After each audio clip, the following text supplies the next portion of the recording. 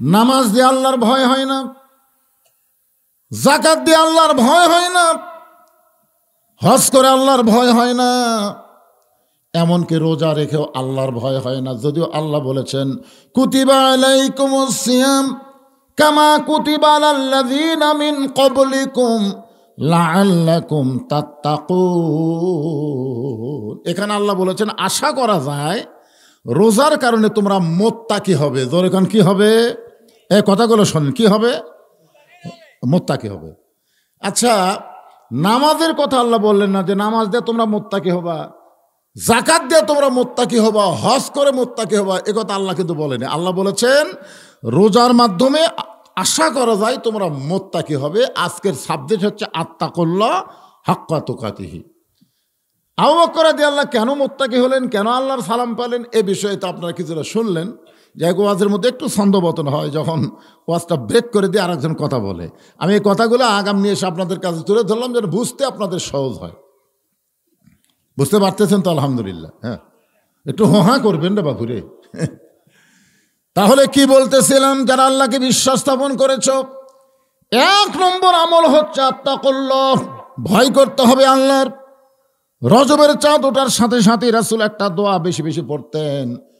রজব থেকে রমজান পর্যন্ত একই দোয়া সবসময় নবী পড়তেন, আল্লাহুম্মা বারিক লানা ফি রজবা শাবান। রজবা ও শাবান, রজব চলে গেছে, এটা কি চলতেছে? শাবান। বাল্লিগ না রমাদান। দেখছেন কথাটা খেয়াল করে, বাল্লিগ না রমাদান, রমজান পর্যন্ত আল্লাহ আমার হায়াতকে লম্বা করে দাও। তাহলে কে কখন মরবে এটা নবীও জানে না। নবী যদি জানতো তাহলে কেন বলতেন আল্লাহর কাছে যে বাল্লিগ না রমাদান, রমজান পর্যন্ত আমার হায়াতকে পৌঁছায় দাও। এখান থেকে প্রমাণ হলো কে কখন মরবে এটা আল্লাহর নবীও কথা কয় না, আল্লাহর নবীও। আপনারা মনে হয় জানেন, জানেন যে চাল চলন মনে হচ্ছে আপনারা জানেন। চাল চলন দেখলে তো বোঝা যায়। একটা মানুষ যদি এটা বিশ্বাস করে দুনিয়াতে এসেছি থাকার জন্য না, যাওয়ার জন্য, যে কোনো মুহূর্তে আমাকে যাওয়া লাগবে। আল্লাহ বলেছেন যাও, কোনো সমস্যা নাই, লা তামুতুন্না ইল্লা ওয়া আনতুম মুসলিমুন। মুসলমান না হয়ে মৃত্যুবরণ করো না, মুসলমান হয়ে যদি যে কোনো সময় মৃত্যুবরণ করো, মরার সাথে সাথে আল্লাহ তোমাকে 8টা জান্নাতের দরজা খুলে দিবে। তাহলে যে কোনো সময় মুসলমান হয়ে মরতে আমাদের কোনো আপত্তি, কিন্তু মুসলমান হওয়া বাদ দিয়ে যদি অন্য কোনো অবস্থা আমাদের মৃত্যু হয়, হতেও পারে যদি এইটা 2 গুণ না থাকে। একটা হচ্ছে আত্তাকুল্লাহ, আল্লাহর ভয়। 2 নম্বর হাক্কা তুকাতিহি, নিয়ম মতো ভয়। শুধু ভয় করলে হবে না, নিয়মের মধ্যে ভয় করা লাগবে। নামাজ ফরজ হয় কখন? 7 বছরে তালিম দাও, আর 10 বছর থেকে জোর করে নামাজ ধরাও। তাহলে নামাজ ফরজ হয়েছে কখন? কে আবার বুঝা পারলেন না, হাদিসটা বুঝলেন না? 7 বছর থেকে তালিম দাও আর 10 বছর থেকে জোর করে মারধর করে পড়াও। তাহলে বোঝা গেল নামাজ ফরজ হলো 10 বছর থেকে। আপনি ধরলেন কখন? না না, কখন ধরলেন? সরকারি চাকরি করা লাগবে কয় বছর থেকে? সরকারি চাকরি একটা বয়স নাই। ধরেন 30 বছর পর্যন্ত সরকারি চাকরিতে আপনি অ্যাপ্লাই করতে পারবেন। 32-এ যায় যদি অ্যাপ্লাই করেন, অনুরোধ করেন বা আপনি দরখাস্ত লেখেন, চাকরি হবে? কারণ আপনার এজ দেখবি, বয়স দেখবি, আর না, হবে না। এই জন্য একটা সরকারি চাকরি করতে যদি একটা বয়সের দরকার হয়, নামাজ ধরতে গেলে যেমন একটা বয়সের দরকার হয়, যখন আপনার বিবেক নামক একটা আদালত ভিতরে ঢুকেছে তখন থেকেই আল্লাহর ভয় কলিজার মধ্যে জায়গা দেওয়া লাগবে। দরকার কথা ঠিক কিনা? দিবার চাচ্ছি হুজুর, কিন্তু হচ্ছে না। কেন হয় না? এ না হওয়ার পিছনে কারণ হলো মানুষের তৈরি আইন দিয়ে যখন সমাজ চলবে, মানুষের সংবিধান দিয়ে যখন রাষ্ট্র চলবে, তখন ওই রাষ্ট্রের মধ্যে আল্লাহর চাইতে অন্য কারো ভয় বেশি হবে। মনে করেন আপনাদের আদমদিঘির কেন্দ্রীয় মসজিদে আপনি জোহরের নামাজ পড়বেন, এটা বোঝানোর জন্য বলতেছি। আপনার পায়ের মধ্যে 2000 টাকার জুতা আছে। এখন আপনি নামাজ পড়তে সামনে কাতারে নিয়ত করছেন, সামনে কাতারে আমি জোহর নামাজ পড়বো জামাতের সাথে। তাহলে 2000 টাকার জুতা কি আপনারা বর্তমান পরিবেশে দরজা থুইয়া সামনে কাতারে যাওয়ার পারবেন? কথা কয় না, পারবেন? আপনার মন কি বলবে? জুতা জুতা না, আপনার মন বলবে সতর্ক থাকা ভালো। এই জন্য জুতা আপনি হাতত নিলেন, যেই জুতা হাতত নিলেন আপনি আপনার বিবেকের আদালতে প্রশ্ন করে বলেন তো আপনি কার ভয়ে জুতা হাতত নিলেন? আপনি ঢুকতেছেন কার ভয়ে? আর আগে শুরু করলেন চোরের ভয়, তারপরে আল্লাহর ভয়। ঢোকার সময় বললেন আল্লাহুম্মা আফতাহ লি আবওয়াবা রাহমাতিক। ফেরেশতা কয় আল্লাহ কি খবর? এর খবর কি? ঢুকতে হলো চোরের ভয়, আর ঘরের মধ্যে ঢোকার সময় তোমার ভয়। আল্লাহ বলতেছেন চোরের ভয় আল্লাহর ভয় একই কলিজার মধ্যে যদি রয়, তার কোনোদিন নামাজ কবুল হয় না। নামাজ কবুল করতে গেলে শুধুমাত্র আল্লাহর ভয় ছাড়া কোনো চোরের ভয় অন্তরে রাখা যাবে? বাংলাদেশে আইন নাই, যখন আইন আছে না নাই, তাহলে এই আইন দিয়া চোর ডাকাতের মশান বাড়লো, ভালো মানুষ দুর্বল হয়ে গেল। দেখবেন দুটা চোর মসজিদের চারিধার ঘুরতেছে আর বলতেছে আমাকের ভয়ে। কি মশান? আমাকের ভয়ে সব ভালো জুতা ভিতরে ঢুকছে, আমাকের ভয়ে। দুই চারটা বেড়া আছে, ওরা পাও দা লাগতে মারে, এলা স্যান্ডেল হাত দা সমনা রে। এরা দুইজন গল্প করতেছে আমাদের ভয়ে সব ভালো জুতা মসজিদের মধ্যে ঢুকছে। আল্লাহর আইন যখন চালু হবে তখন চোরদের কোনো মোশান থাকবে না। ভালো মানুষ জুতা নয় সোনার টোপলাও যদি মসজিদের দরজায় রাখা সামনে কাতারে যায়, একটা বারও তার কোনো সময় মন আনসান করবে না, কারণ জানে আইন চলতেছে কার? আরো জোরে চোরও জানে, চোরও জানে। কেরে হাত টান দেশ, কেরে এ হাত টান দেশ কে? একেবারে। তার মানে কি বুঝলেন? আত্তাকুল্লাহ ডিগ্রি অর্জন করতে গেলে মানুষের আইন দেওয়া সম্ভব না, কেবলমাত্র যেই কোরআনের ওয়াজ শুনতেছেন এই কোরআনের আইন দিয়ে সম্ভব। জোরে কান কথা ঠিক কিনা? এই যে প্রধান অতিথি সাহেব বললো না ছেলেরা মদ খায়, বাংলাদেশে যুবকদের জন্য একটা কঠিন চ্যালেঞ্জ আমার এলাকায় দেখতেছি।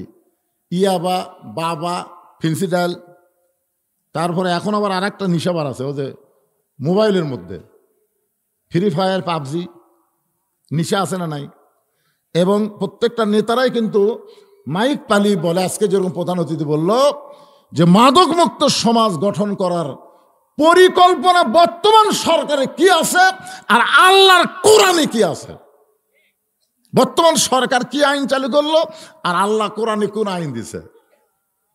যারা মদ খায়, যদি আল্লাহর কোরআনের আইন চালু হয়ে যায়, ছোট্ট একটা ক্লিপ ঘটনা শোনেন। হযরত ওমর জোহর নামাজ পড়ানোর জন্য মসজিদ নববীতে রওনা দিয়েছেন, নামাজ পড়ানোর জন্য, পড়ার জন্য না। আজকাল নেতারা নামাজ পড়বার যায়, কিন্তু কোরআন দিয়ে যখন রাষ্ট্র চলবে তখন নেতারা নামাজ পড়বার যাবে না, নামাজ পড়াবার যাবে। ঠিক কয় না রে বারে, বুঝবার পারতেছে না। আপনি কি মনে করছেন যখন কোরআন দিয়ে রাষ্ট্র চলবে তখন নেতারা নামাজ পড়বি না পড়াবে? আরো জোরে। বর্তমানে যারা বাংলাদেশে দল করতেছে, কোন দলের নেতারা নামাজ পড়াবার পারবে? আমার মনে হয় এটা মুসলমানকে চোখে আঙ্গুল দিয়ে দেখার লাগবে না, এরা বুঝবার পারে। জোরে কোন কথা ঠিক কি না? হযরত ওমর নামাজ পড়ানোর জন্য মসজিদে রওনা দিলেন। হঠাৎ হযরত ওমর দেখতে পায় তার সামনে একটা ছেলে রাস্তা দিয়ে হাঁটতেছে, কখনো ডানেও যায় কখনো বামেও যায়, হাঁটার কোনো সাইজ নাই, একবার ডানে যায় একবার বামে যায়। ওমর ফারুক চিন্তা করলেন আল্লাহর কোরআন দিয়ে যখন রাষ্ট্র চলবে তখন আত্তাকুল্লাহ যদি কলিজার মধ্যে জায়গা পায়, রাস্তায় চলার সময় ওই লোকটা কোনো সময় বাম সাইডে যাবে না, ও ডান সাইড দিয়ে হাঁটবে। আমরা মসজিদে যখন পা দেই, কোন পা কেন দেখুন তো? আপনারা কি জন্য মসজিদে ঢোকার সময় ডান পা দিলেন, আর মসজিদ থেকে যখন বের হলেন তখন কোন পা, কেন বাঁ পা দিলেন? আপনারা জানেন? জানেন না? এমনি এমনি দেন। আমার ধারে তো একজন এরকম নামাজ হতে হতে আঙ্গুল তুলছে। আমি বললাম কে ভাই এটা কি?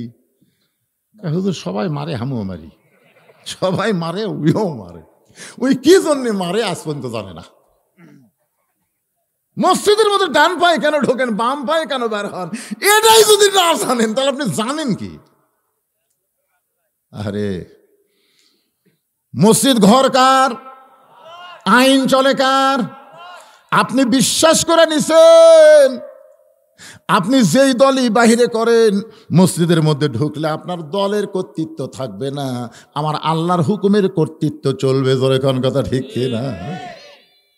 মসজিদের মধ্যে কাতার করার সময় আওয়ামী লীগ, বিএনপি, জাতীয় পার্টি, জামাত, তাবলিগ, পীর মুরুদি সবাই পায়ের গোড়ার দিকে তাকায়, গোড়ালি মিল করে কাতার সোজা করে দাঁড়ায়। ফেরেশতা বলে, আল্লাহ, এরা মসজিদের বাহিরে 14 দল 20 দল, কিন্তু মসজিদের মধ্যে এক কাতার।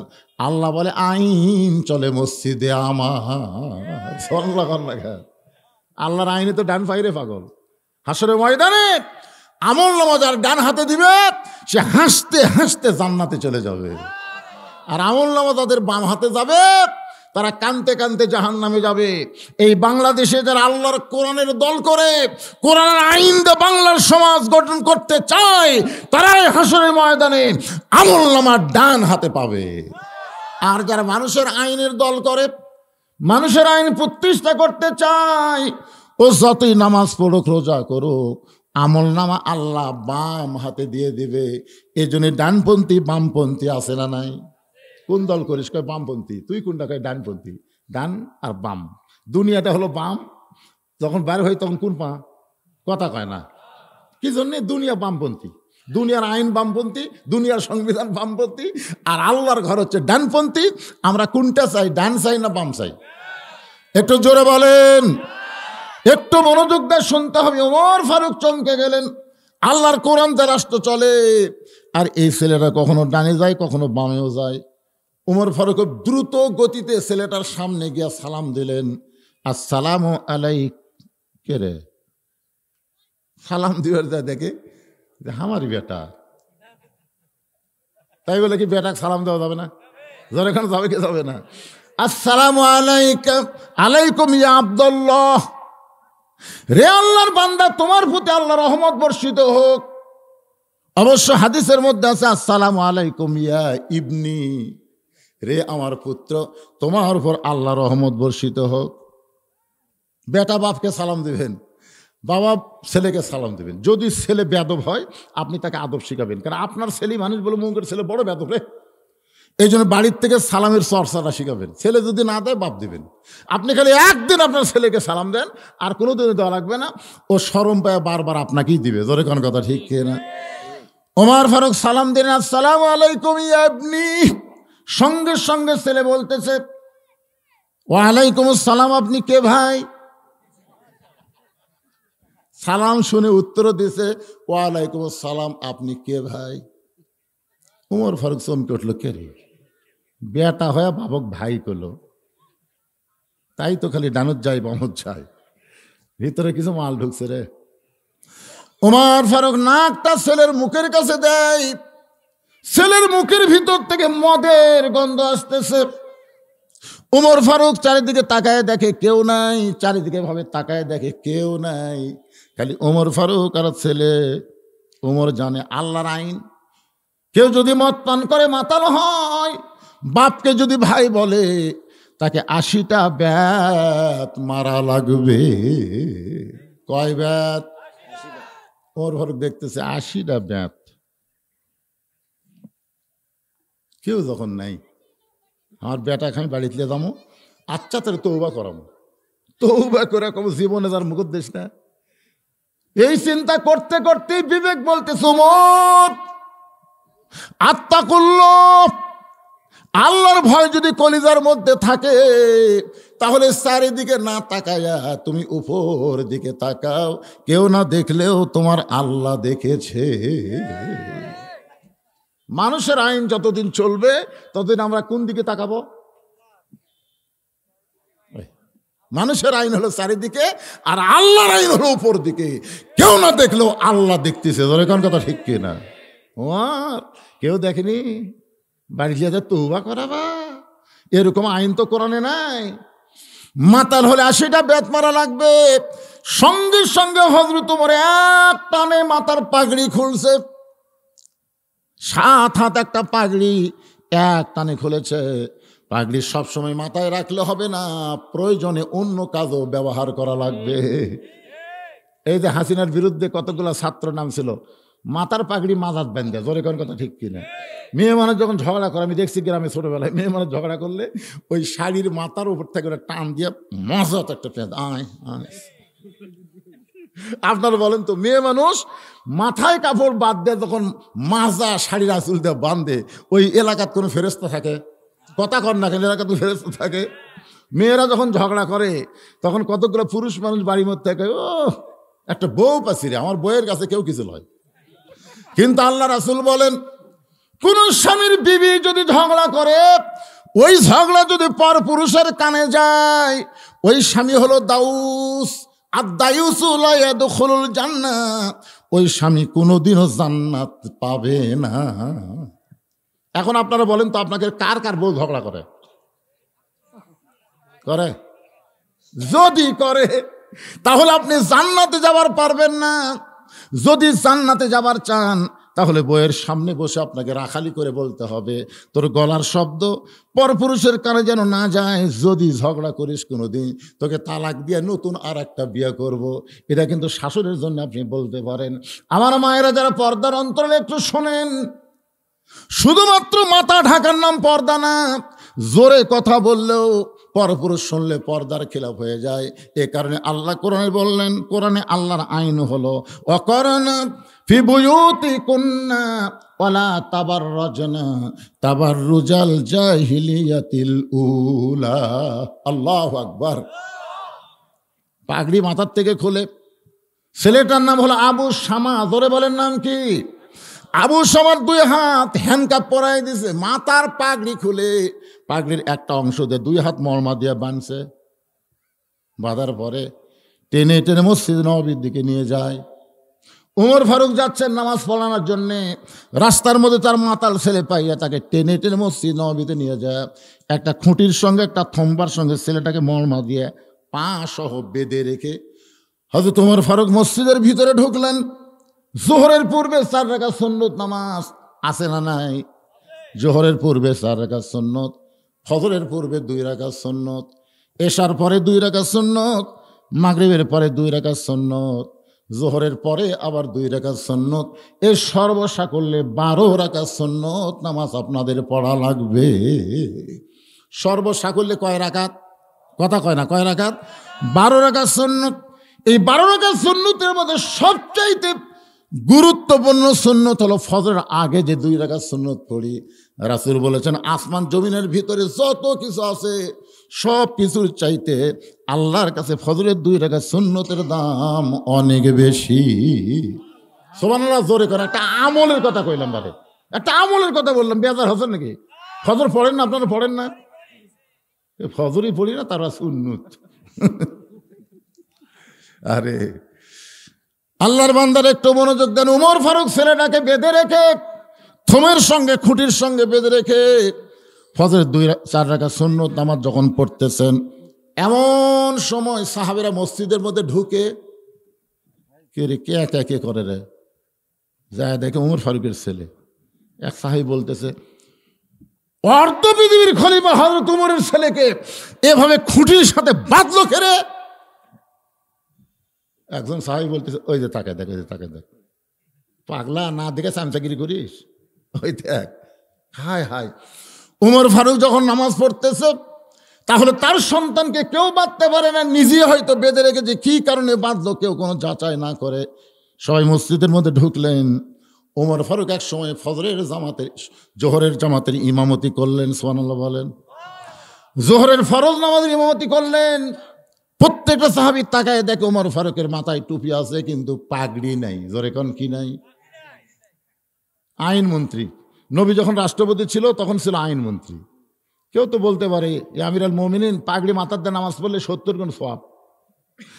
মাথায় পাগড়ি নাই, কেন নাই? সাহাবীরা বুঝতে পারলেন ওই পাগড়ি দিয়া আজকে অন্যায়কে দমন করা হয়েছে। জোরে কোন সুবহানাল্লাহ। কারণ নিজের ছেলেকে নিজে যখন বেঁধে রাখছে, নিশ্চয়ই কোনো অন্যায় কাজ করছে।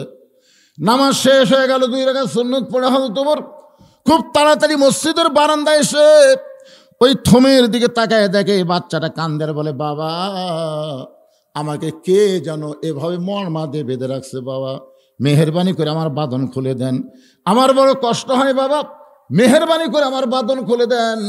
উমর ফারুক আবু সামাদ দিকে তাকায়া চোখ দিয়ে দর দর করে পানি পড়তেছে। কান্দার কারণ হলো দুইটা। এক নম্বর কারণ হলো সালাম দেওয়ার সময় আমারে চিনতে পারে নাই। ওয়ালাইকুম সালাম, আপনি কে ভাই? আর এখনো বলতেছে বাবা আমার বাঁধন খুলে দেন। তার মানে বোঝা গেল কিছুক্ষণ আগে যেই ছেলে বাবাকে ভাই বলেছে, এখন আবার বাবা বাবা বলে কাঁদতেছে। ইমাম গাজ্জালি রহমতুল্লাহ আলাইহি বলেন, যেই মদ পান করে মানুষ মাতাল হলে 80টা বেয়াত মারতে হয়, এই মদের মাতাল কিন্তু মানুষকে বেশিক্ষণ রাখে না, 1 ঘন্টা 2 ঘন্টা পরে সে আবার পূর্বের পরিবেশে পূর্বের অবস্থায় ফিরে আসে। কিন্তু এমন একটা মদের খবর আমার কাছে আছে, যেই মদ পান করলে মানুষ 1 দিন 2 দিন না, 1 বছর 2 বছর না, এমনকি আজরাইল না দেখা পর্যন্ত তার হুঁশ ফিরে না। এমন একটা মদের খবর আমার কাছে আছে।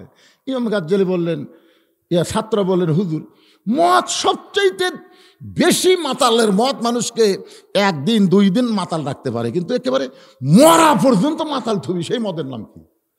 ইমাম গাজ্জালি বললেন, এই মদের নাম হলো দুনিয়ার মহব্বত। দুনিয়ার মহব্বতের কেউ যদি একবার মদ পান করে মাতাল হয়ে যায়, ওই মানুষটা আজরাইল না দেখা পর্যন্ত হুঁশ পায় না। মাতাল হয়ে বলে, ওই যে দেখতেছেন ওটা আমার বাড়ি, বাড়ির সামনে দেখতেছেন না ওটা আমারই পুকুর, পুকুরের সামনে যে ভিটা দেখতেছেন এটা আমারই হুজুর, ওই সাইডে জমিগুলা আমার। ফেরেশতাকে আল্লাহ ই যে বলতেছে বাড়ি আমার, পুকুর আমার, জমি আমার, ভিটা আমার, তাহলে তোমার কি? আল্লাহ কয় মাতাল হচ্ছে রে, মাতাল। মদ পান করে বগুড়া ছোটবেলা মোস্তাফা যখন পড়তাম তখন দেখছি একজন মদ পান করে পেশাব করে যায়, ওই পেশাবখানা পড়ে গেছে, মদ পান করে ইটার উপর পাও দেবে, পা স্লিপ করে পড়ে, আমি ডিসি, আমি ডিসি, ওর মাতাল শুরু হয়ে গেছে, ডিসি। যাই যাচ্ছে তাই বলছে, ডিসি তো পেশাব খানাত পড়ে আছে রে, আপনার বলেনি ডিসি? পেশাব খানাত আমি ডিসি। ওই যখন হুঁশ ফিরে পাবি তখন কবি আমি কি করেছি রে এটা। আরে পাগলা, একটা পেশাবখানার যে দাম আছে এই দুনিয়ার দাম আল্লাহর কাছে নাই। জোরে কোন কথা বলেন না কেন ভাইজান? আর আপনি বলেন ওই বাড়ি আমার, ওই পুকুর আমার, ওই জমি আমার। ফেরেশতাকে আল্লাহ সবই তো তোমার, কিন্তু এই যে হামার হামার করতেছে। আল্লাহ কয় মাতাল হচ্ছে রে, মাতাল হচ্ছে। ওয়ানফিকু মিম্মা রাযাকনাকুম মিন ক্বাবলি আন ইয়াতিয়া আহাদাকুমুল মাউত ফায়াকুলা রাব্বি লাউলা আখারতানি ইলা আযালিন করিব। আল্লাহু আকবার। মৃত্যু যখন আজরাইল সামনে আসবে, আসে বলবে ভাই চল যাই, তো বলবে তুই কে রে? কেবল 4 তলা 3 তলা হচ্ছে রড বার করে থুসি, 4 তলা কমপ্লিট না করলে কোথাও যাবো না রে, তুই কে রে আমাকে যাবার কষ্ট? তখন ভাই আপনি আমাকে চেনেন নেই, আমি আজরাইল ভাই। কান্দিস কান্দিস কে, কান্দিস কে রে? তুই কি মনে করছিস তোর কাছে আজরাইল আসবি না? তুই 4 তলার ভিত দিছু, 3 তলা হচ্ছে 4 তলা হয়নি, ও তুই মনে করছিস আজরাইল 4 তলার পরে আসবি? ভাই তখন কয় ভাই এই বাড়ি সয় সম্পত্তি জমি এগুলো করবার যায়, আমার যে মরা আছে মনি নাই। ও ভাই ভাই রে, 1টা বছর আমার টাইম দে ভাই, 1টা বছর।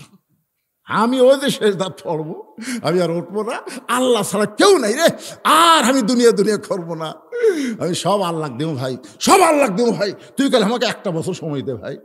তখন আজরাইল বাম হাতে একটা চড় মারবি, এক চড়, একটা পেশাব পায়খানা করে ফেল দিবি। দেখবেন গোসল করা অনেক মানুষ যারা গোসল করায় তারা বলে 2-1টা লাশ গোসল করানো হুজুর, পেশাব নাই পায়খানা নাই, আর 2-1 টাকার কাপড় তোর মেখে ফেলে দেয়। আমি বলি ওর আজরাইল হাতে চড় খাসা। এই শয়তান, তুই যে বলতেছিস সব আল্লাহ দেব, তোর কি? এই তোর কি রে? তুই যে আল্লাহ দিবার শেষ, আল্লাহ তো তোকে দান করছে রে। আল্লাহ দেওয়া সম্পদ তুই নিজের করে লিছু, তুই মাতাল হসু, এখন আজরাইল দেখে তোর হুঁশ ফিরে যাচ্ছে। এর নাম হলো দুনিয়ার মহব্বত। জোরেগণ এর নাম কি? দুনিয়ার মহব্বত। আল্লাহ বলেছেন দুনিয়ার মহব্বত যখন কলিজার মধ্যে আসবে, ওই মহব্বতের মদ পান করে এমন মাতাল হয়ে যাবে, সে যে দুনিয়া থেকে যাবে এই কথা তার মনেই থাকবে না, এই কথা তার মনেই হবে না। আল্লাহ কোরআনে বলছেন যখনই মৃত্যু তার সামনে চলে আসবে তখন আজরাইলকে ঘুষ দিবার চাবে, কিন্তু ঘুষ তো আজরাইল নেবে না, কারণ কোন সম্পত্তি ঘুষ দিবে? সব সম্পত্তির মালিককে। কথা কন না কেন? ওসমান গনিকে রাসূল ডাকতে বলে, ওসমান, আল্লাহ তোমাকে এত সম্পদ দান করেছে, এত সম্পদ, তুমি কি বলতে পারো তোমার সম্পদের পরিমাণ? ওসমান গনি বলে, ইয়া রাসূলুল্লাহ, বড় কঠিন প্রশ্ন করলেন। তবে আমাকে আল্লাহ যত সম্পদ দিয়েছে, এই সম্পদ রাখার যে গুদাম আছে, এই গুদামে তালা দেওয়ার পরে যে চাবি থাকে, এই চাবি টানতে একটা উট হিমশিম খায়। সুবহানাল্লাহ বলেন না? আপনারা বুঝবার পারেননি, মানে যত সম্পদ আছে, সম্পদ রাখার যে গুদাম হয়, এই গুদামও তালা দেওয়ার পরে যে চাবি থাকে না, তালা দেওয়ার পরে যে চাবি থাকে, এই অসংখ্য চাবি টানতে একটা উট হিমশিম খায়। আল্লাহ নবী ডাকতে বললেন, ওসমান, এত সম্পদ আল্লাহ তোমাকে দান করেছে, এখন যদি আল্লাহ তোমার সম্পদ ফেরত চায়, তুমি কি দিবা? ওসমান গনি এক দৌড়ে গিয়ে উটির রশি ধরে টেনে এনে রাসূলের হাতে বলতেছে, হুজুর, গুদাম না, গুদামের সম্পদ না, তালা না, চাবি না, এই উট সহ আল্লাহ দিয়ে দিলেন। নবী কয়, ওসমান, সবই আল্লাহ দিলে? দিলাম তো। তাহলে তোমার জন্য রাখলা কি? ওসমান গনি বলে, ইয়া রাসূলুল্লাহ, আমার ডান পাশে হলো লা ইলাহা ইল্লাল্লাহ, আর বাম পাশে মুহাম্মদ রাসূলুল্লাহ। আল্লাহ ছাড়া আমার আর কিছু দরকার না। সঙ্গে সঙ্গে নবী বলেন, আল্লাহ। সাহিবা মাত্র ওসমান তার বাহককে সব দিয়ে দিছে। ওসমান নিজের জন্য আল্লাহ নবী ছাড়ার কিছুই রাখেন নাই। আল্লাহ গো, ওসমান পরীক্ষার রেজাল্ট কি হলো? আল্লাহ বলেন, হাবিব, আমার গানি ডিগ্রি, আল্লাহু গানিয়ুন ওয়া আনতুমুল ফুকারা, আমি আল্লাহ যে ধনী গানি, আমার গানি ডিগ্রিটা আমি আমার ওসমানকে দিয়া দিলাম। লিল্লাহে তাকবীর। এই ওসমান গনির ওয়াজকে আপনাদের বিশ্বাস হলো? এটা কি বিশ্বাস হলো? কথা কয় না, বিশ্বাস হলো? কাদের বিশ্বাস হচ্ছে একটা হাত তুলে দেখান তো দেখি। যারা বিশ্বাস করছেন, বিশ্বাসে মিলাই বস্তু, তর্কে বহুদূর। মাশাআল্লাহ, হাত নামান। ওমর ফারুক ছেলেটার দিকে তাকায় চোখের পানি করে বের করে কাঁদতেছে। দুই কারণে। জোরে কোন, কয় কারণে? এক নম্বর কারণ হলো মাতাল হওয়ার কারণে সে আমাকে সালাম দেওয়ার পরে কি বলছে, ওয়ালাইকুম আসসালাম, আপনি কে ভাই? আর দুই নম্বর কারণ হলো সন্তান যখন বাবা বাবা বলে ডাকে, ওই ডাকটা বাবার কলিজার মধ্যে মহব্বত যোগায়। আপনাকে বাবা করে ডাকলে ভালো লাগে না? এজরখান ডাকলে ভালো লাগে না? তো ছেলে আজকে প্রায় 1 মাস হলে বাবার সামনে দেওয়া যায়, বাবা বলে কথা কয় না। এরকম ছেলে আছে না নাই? এজরখান আছে না নাই? অনেক ছেলে আগে এত ভালো ছিল, বাবা বাবা মা মা বলে মুখের মধ্যে ফ্যানটা তুলতো। এখন সেই ছেলেটা বাবার সামনে সালামও দেয় না, কথাও কয় না, মার দিকে একবারও তাকায় না। আপনি বলেন তো, আপনার এই ভালো ছেলেটা এত খারাপ হওয়ার পিছনে কারণ কি? খারাপ হওয়ার পিছনে হলো আপনার বেটার বউ। জোরে কোন, কার বউ? কথা কয় না কেন? বেটার বউ বোঝেন না? আয় হায়, এত অভিনয় জানে, বুঝলেন? আপনি আইসে কেবল শুইছেন ফ্যান দিয়ে, বউ দৌড়ে এসে ফ্যান অফ করে তাল ফাঁকাতে বাতাস করে। স্বামী কয়, কে গো, কারেন্ট গেল নাকি? না, অফ করে দিলাম। অফ করে দিলাম। ওই ফ্যান যদি আপনাকে বাতাস দেয়, তাহলে আমি জান্নাতে কেমনে যাই? আল্লাহ রাসূল বলেছেন, স্বামীর খেদমত করলে বউকে আল্লাহ জান্নাত দেয়। তাহলে আপনার খেদমত কেমনি করবো? এজন্য ফ্যান বন্ধ করে বাতাস শুরু করলাম। আয় আয় রে, স্বামী কয়, আল্লাহ, এটা বউ কে রে, ফ্যান বন্ধ করে তাল ফাঁকার বাতাস করে। এর কিছুক্ষণ পরে এরকম কপালের চুল টানতেছে, ভুরু টানতেছে, মজাই লাগতেছে। স্বামী কাল চোখ বন্ধ করে ওই গাল টানে, কপাল টানে, পায়ের বুড়া আঙ্গুল ফুটায় দেয়। এক তো খেদমত। তুমি আমার স্বামী, তোমার পায়ের তলে আমার জান্নাত। নাউযুবিল্লাহ। খান স্বামীর পায়ের তলে জান্নাত না, শুধু একজনের পায়ের তলে জান্নাত, সেটা হলো মা। জোরে কোন, সেটাকে? মায়ের পায়ের তলে জান্নাত। কিন্তু আল্লাহ রাসূল বলেছেন, আল্লাহর পরে কাউকে যদি সেজদা দেওয়ার হুকুম থাকতো, তাহলে প্রত্যেকটা নারীকে বলা হতো তোমার স্বামীর পায়ে সেজদা করো। কিন্তু আল্লাহ ছাড়া কাউকে সেজদা করার হুকুম নাই। এই কথার দ্বারা রাসূল বুঝাইলেন, মেয়ে মানুষের কাছে আল্লাহর পরই সবচাইতে দামি হলো তার স্বামী। জোরে কোন কথা ঠিক কিনা? কিছুক্ষণ পরে বউ কাঁদতেছে, পাকা হাঁকায় আর কান্দে। করে কান্দে কান্দে। স্বামী কয় কে গো, কি হলো? পাকা হাঁকাচ্ছে, কপাল টিপতেছে, কান্দো কেন?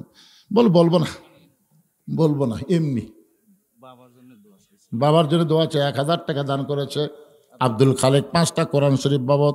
আল্লাহ দানকে কবুল করে বাবার কবরকে জান্নাতের টুকরা বানায় দেন, জোরে কান আমিন। আচ্ছা ঠিক আছে, মেজে চলতেছে, দেরি করে। তো এখন স্বামী বলতেছে কি ব্যাপার, কান্দো কেন? বউ কয় বলবো না, বলবো না, এই কয়ার পাকা হাঁকাই। আর স্বামীর কপাল টিপতেছে। স্বামী কয় কে গো, তোমার কি দুঃখ, তুমি কান্দো কেন, বলো। বউ কয় না, বলে লাভ কি? স্বামী কয় বলে লাভ কি মানে? বলে দেখো তো লাভ হবে না মানে? বউ বলতেছে তুমি যদি বলবার সুযোগ দাও তাহলে বলতে পারি। স্বামী কয় ঠিক আছে, বলার সুযোগ দিলাম।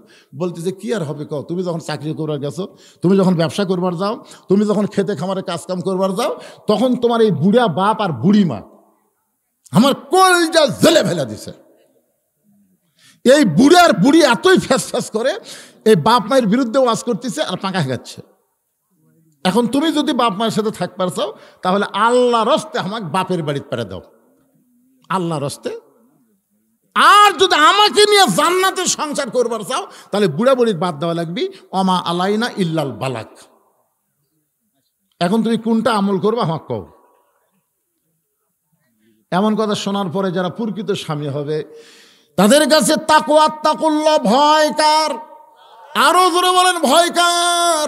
আল্লাহর ভয় যদি কলিজার মধ্যে থাকে, আল্লাহর কোরআন সামনে এসে বলবে ওয়াকাদা রাব্বুকা আল্লা তা'বুদু ইল্লা ইয়াহু ওয়া বিল ওয়ালিদাইনি ইহসানা। আল্লাহর ইবাদতের পরে তোমাদের 2 নম্বর দায়িত্ব হলো বাপ মার প্রতি ইহসান করা, দয়া করে ভক্তি করা। কোন সন্তান যদি বউ ছাড়া দেয় আবার বিয়ে করবার পারবে, বউ যদি মরে যায় আবার বিয়ে করবার পারবে। কিন্তু বাপ মা যদি মারা যায় কিয়ামত পর্যন্ত কাঁদলে কিন্তু আর বাপ মাকে পাওয়া যাবে না। তো যেটা চলে গেলে পাওয়া যায় না সেটা হলো বাপ মা। আর বউ যদি ছাড়া দেয় মরে যায় পাওয়া যাবে না, এ কথা কান পাওয়া যাবে না।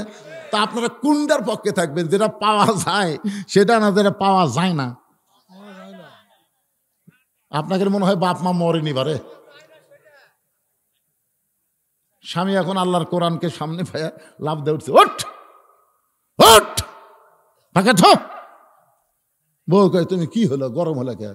গরম হওয়ার কারণ হলো তুই কি ব্যাগ তোর টোপলা সব গোছাচ্ছ নাকি? তুই বউকে এ কথা কেন বলতেছেন? বলে ব্যাগটা সব গুছালে তো 3 তালাকের গাড়িতে করে বাপের বাড়িতে পেরে দেবো। 3 চাকার গাড়ি লয়, 3 তালাকের গাড়ি। কেরে পাগলি, তুই মরে গেলে তোকে ছেড়ে দিলে বইয়ের অভাব নাই। আর যে বাপ মায়ের বিরুদ্ধে বললি মারা গেলে কিয়ামত পর্যন্ত কাঁদলে আমি পাবো না, দরকার হলে তোকে ছেড়ে দেবো কিন্তু বাপ মার বিরুদ্ধচারণ করব না। সঙ্গে সঙ্গে বউ দৌড়েছে, পাও ধরে বলতেছে আমি আসলে আপনাকে পরীক্ষা করলাম, আপনি আসলে আল্লাহর ওলি। সুবহানাল্লাহ। আজকে মায়েরা বুঝতেছে হুজুর কোন জায়গাত মার দিল, জোরে কথা ঠিক না? এরকম মা আছে না নাই? নিজের বাপ, নিজের মা, নিজের বোন, নিজের ভাই যখন আসে ওই পাগলি হয়ে তাদেরকে সমাদর করে। আর শ্বশুর জামাই, স্বামীর বাপ, স্বামীর মা, স্বামীর বোন যদি আসে তখন খালি খ্যাপ করে, জোরে কোন কথা ঠিক কথা কন না কেন? আমি পারি না, আমি পারি না, আমার মাজাত বেদনা, আরে ও রে বাবা রে। কি মনে করতেছেন আমার নিজের চোখে দেখা জিনিস বাজান? শ্বশুর সোমবারে আসবে, আমার বউ কয় আমার বাপ দেশি মুরগি ভালোবাসে, ইলিশ মাছ ভালোবাসে, পক্তা মাছ ভালোবাসে, ট্যাংরা মাছ ভালো। ঠিক আছে রে, আর কোয়া লাগবে না, সব যখন এনে দিলাম। সকাল থেকে পাক শুরু হয়ে গেছে, দুপুরবেলা শ্বশুর এসে খাবার পারতেছে না 15 আইটেম। আমি দূর থেকে দেখতেছি, আমার বউ খালি বলতেছে আর এক টুকরা খান আব্বা, আর এক টুকরা খান। শ্বশুর কয় এই জন্যই তো আসবার চাই না, এই এত খাওয়া যায়। আমি দূর থেকে দেখে আর মনে মনে হাসি, আল্লাহ মেয়ে তার বাবাকে কত ভালোবাসে।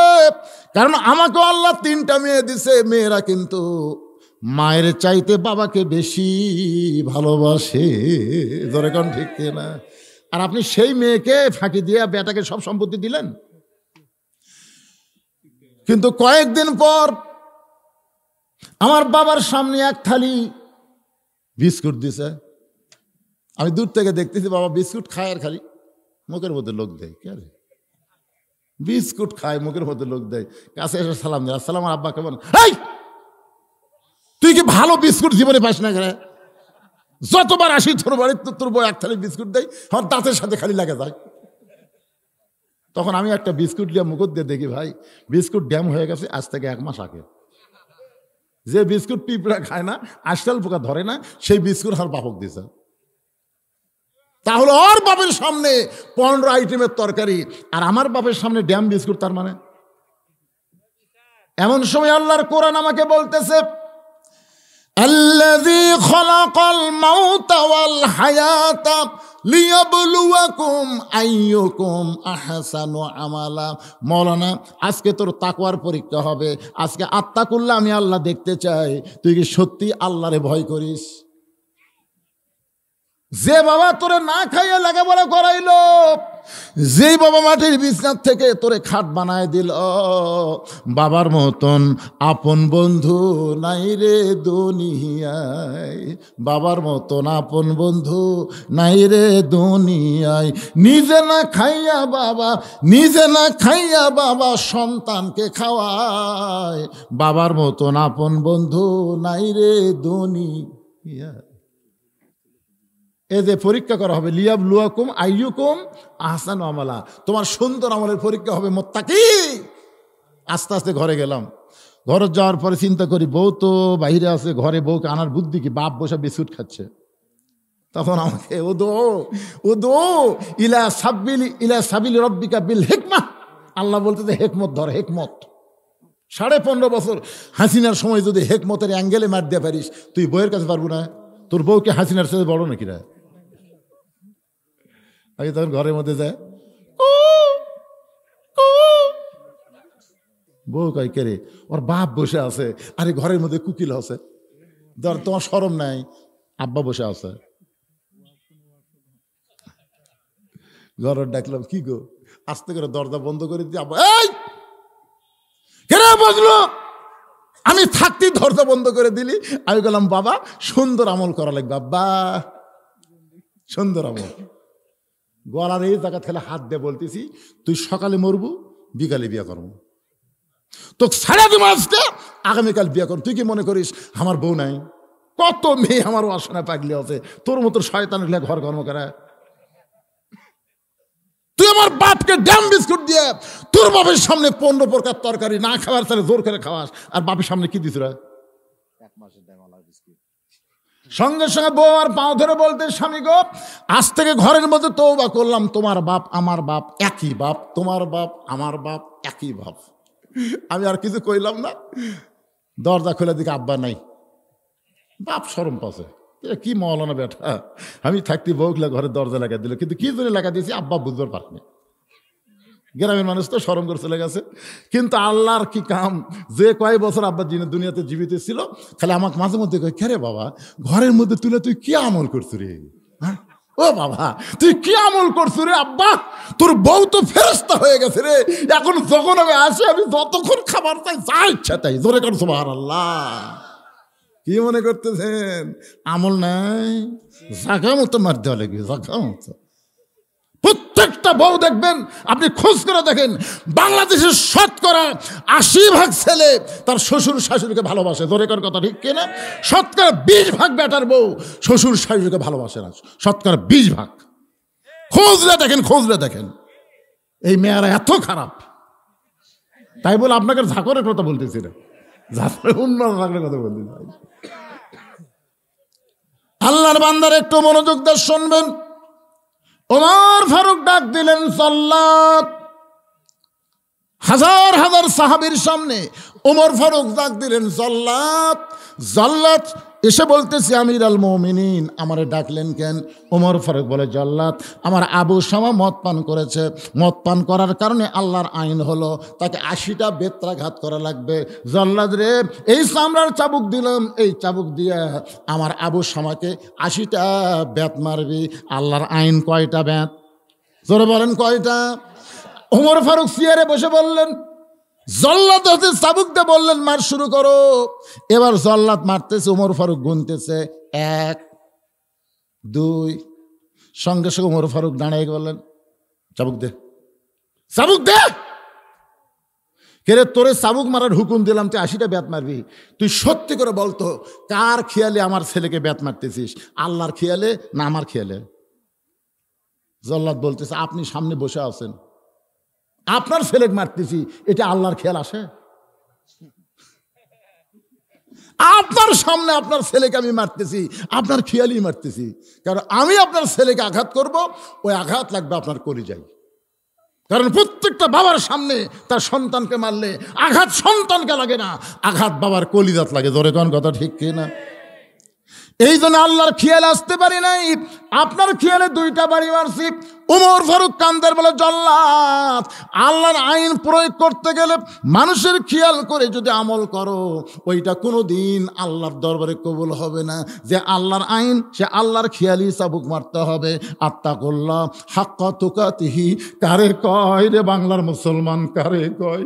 ওমর ফারুক চাবুক নিয়ে মার শুরু করলেন। মারতে মারতে যেই মাত্র 30টা চাবুক মারছে, ওমর ফারুক তাকায় দেখে তার সন্তান বেহুশ হয়ে পড়ে গেছে। এই 30টা চাবুকের মধ্যে আবু শামা বহুবার বলেছে, বাবা আর জীবনে মদ খাবো না বাবা, আমাকে মাফ করে দাও বাবা, আমাকে মারতেছেন, আপনার কি কষ্ট হয় না? ওমর ফারুক একটাবার সন্তানের দিকে খেয়াল করে নাই, আমার আল্লাহর খেয়ালে 30টা চাবুক মারছে। সন্তানকে খেয়াল করলে আত্তাকুল্লাহ ডিগ্রি অর্জন করা যাবে না, শুধুমাত্র আল্লাহর ভয় করে মারতেছে, দুনিয়ার কারো দিকে খেয়াল নাই। আবু শামার মা দূর থেকে কান্দার বলে, স্বামী গো, আমার সন্তান তওবা করবে, আমার সন্তান আর কোনোদিন মদ পান করবে না। একটাবার আমার সন্তানকে ছাইড়া দেন। নিজের বইয়ের দিকে খেয়াল নাই, নিজের সন্তানের দিকে খেয়াল নাই।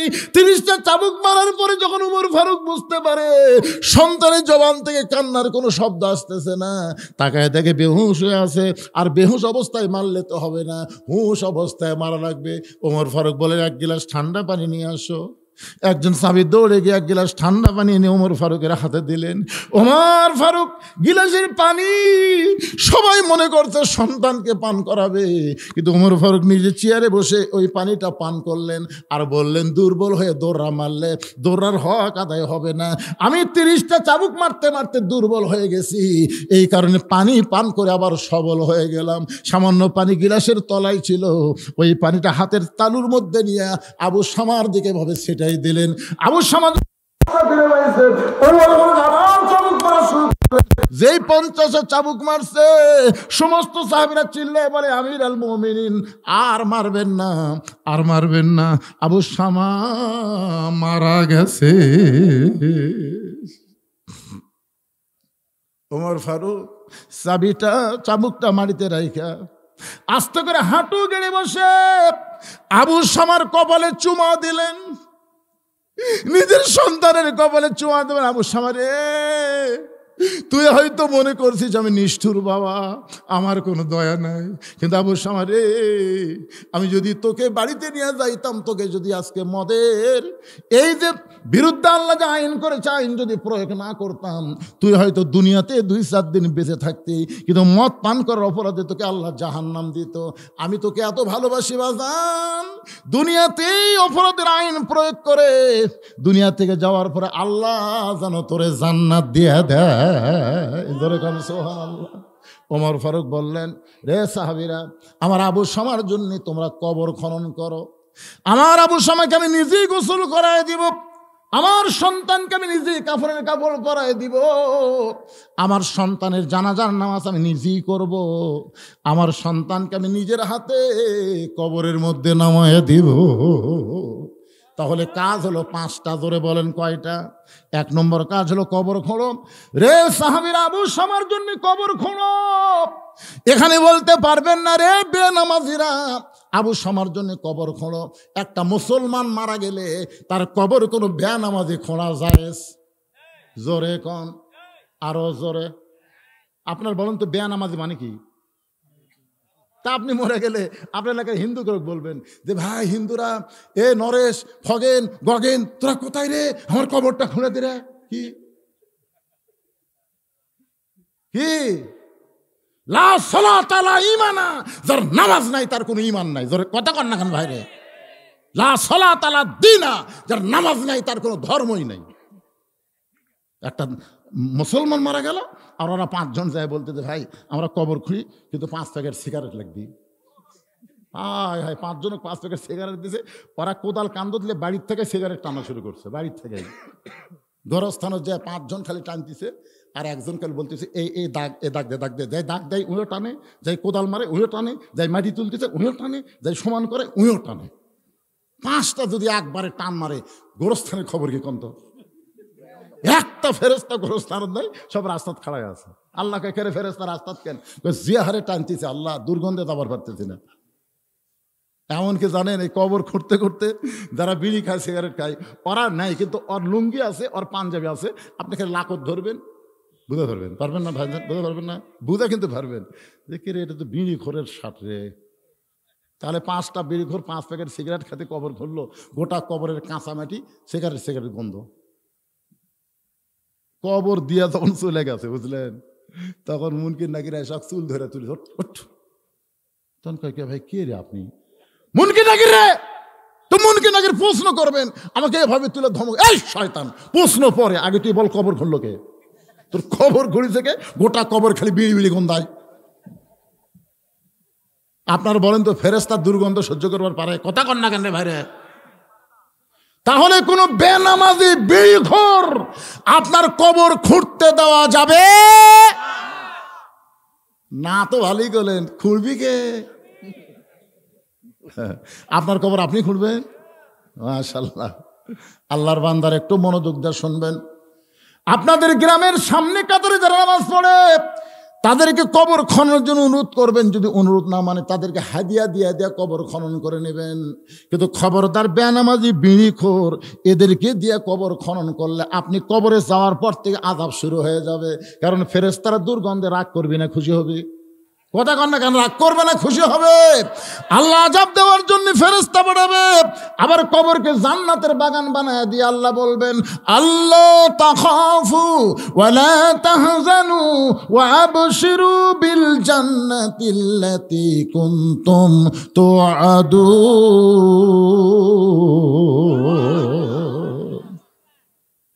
সাহাবেরা কবর খুললেন।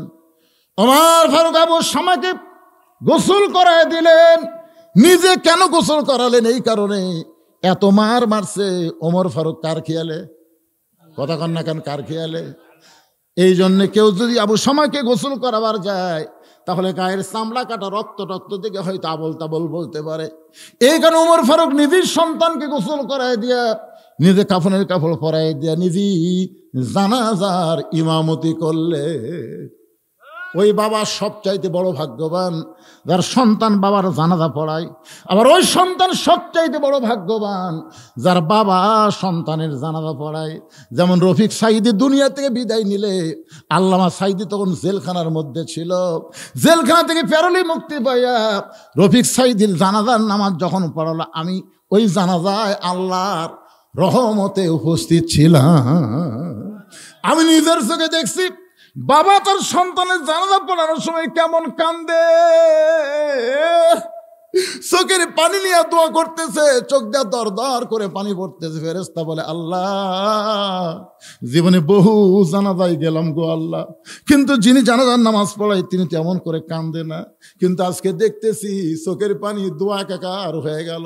আল্লাহ কয়, ফেরেশতা জানিস না রে, তোদের তো বাপ মা নাই, তোরা কেমনে বুঝবি?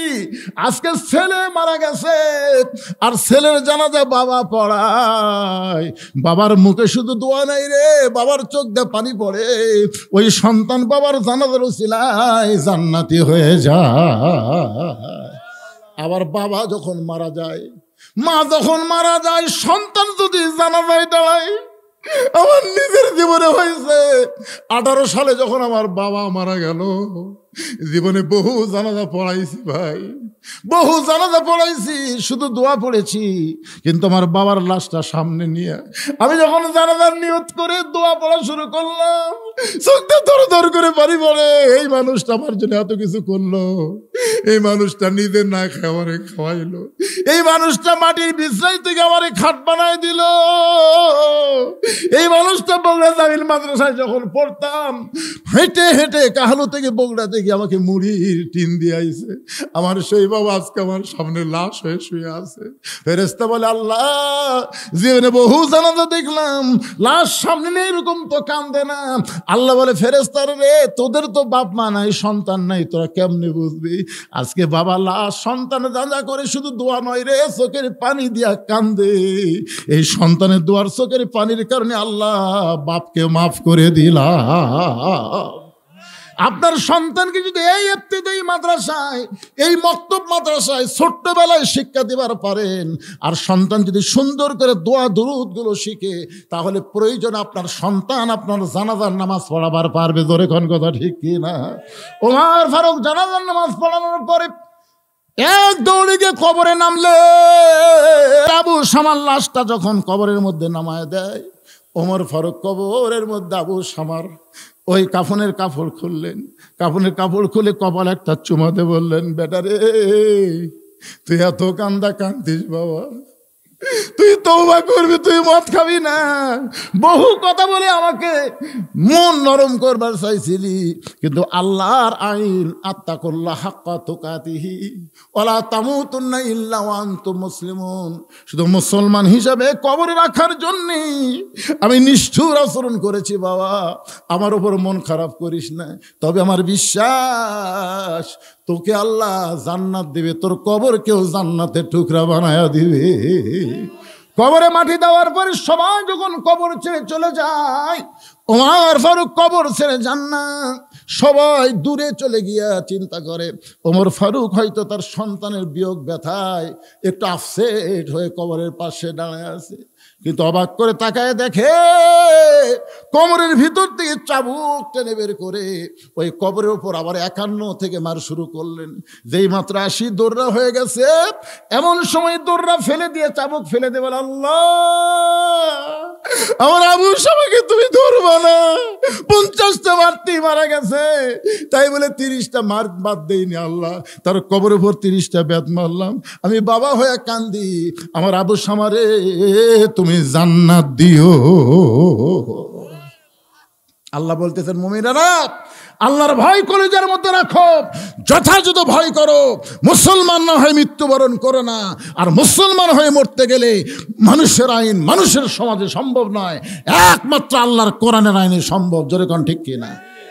আল্লাহ পাক আমাদের সবাইকে কবুল করুক। সকলে বলি আল্লাহুম্মা আমিন। ইস্তিগফার ওয়া আস্তাগফিরুল্লাহ রব্বি মিন কুল্লি জামবি ওয়া তুবু ইলাইহি, আস্তাগফিরুল্লাহ রব্বি মিন কুল্লি জামবি ওয়া তুবু ইলাইহি, লা হাওলা ওয়ালা কুওয়াতা ইল্লা বিল্লাহিল আলিয়্যিল আযীম। তাহলে দোয়া করে দিন, আল্লাহুম্মা আমিন।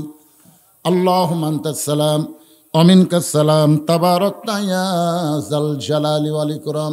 আয় আল্লাহ, মাগরিবের নামাজের পর থেকে এশা পর্যন্ত, তাই বলে এশার সময় এশা হয় নাই, এখানে আলোচনা করার সময় 1 ঘন্টা আগে এশার আজান হয়েছে। রাত্রে 8:30 পর্যন্ত তোমার বান্দা বান্দিদেরকে নিয়ে আমি যতটুকু আলোচনা করলাম, হাক্কা তুকাতিহি ওয়ালা তামুতুন্না ইল্লা ওয়া আনতুম মুসলিমুন। আল্লাহ মেহেরবানি করে আজকের আলোচনা আমাদের সকলের হেদায়েতের জন্যে, নাজাতের জন্যে, জান্নাতের জন্যে কবুল করো। এই মাহফিলের শুরু থেকে শেষ পর্যন্ত যত আলোচনা হয়েছে আল্লাহ, এর মধ্যে যদি ত্রুটি হয়, ভুল হয়, মাফ করে দিও। এর জাহাদিয়া মঞ্জুর করো। সোনার মদিনায় নবী পাকের রওজা মুবারকে আল্লাহ তুমি কবুল করে নাও। তামাম আম্বিয়ায়ে কেরাম, আসহাবে কেরাম, তাবিঈনে কেরাম, তাবিঈনে কেরাম, তামাম পৃথিবীর মাটির নিচে যত মুমিন মুমিনা আছে আল্লাহ, সকলের আরওয়াহ ফরে হাদিয়া কবুল করো। আল্লাহ, এই ছোট ঝাঁকুইর গ্রামকে আল্লাহ তুমি কবুল করো। অত্র মাদ্রাসা, ইবতিদায়ী মাদ্রাসা, মক্তব মাদ্রাসাকে আল্লাহ কিয়ামত পর্যন্ত কবুল করে নাও।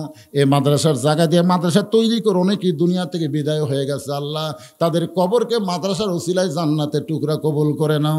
আজকে মাদ্রাসায় যারা নগদে বাকিতে দান করলো, গামছার মধ্যে, ব্যাগের মধ্যে দান করলো, আল্লাহ সকলের দানগুলোকে জান্নাতের বিনিময়ে কবুল করো। এই গ্রামের অনেক ছেলে প্রবাসী আছে, তাদের জন্য দোয়া করি আল্লাহ।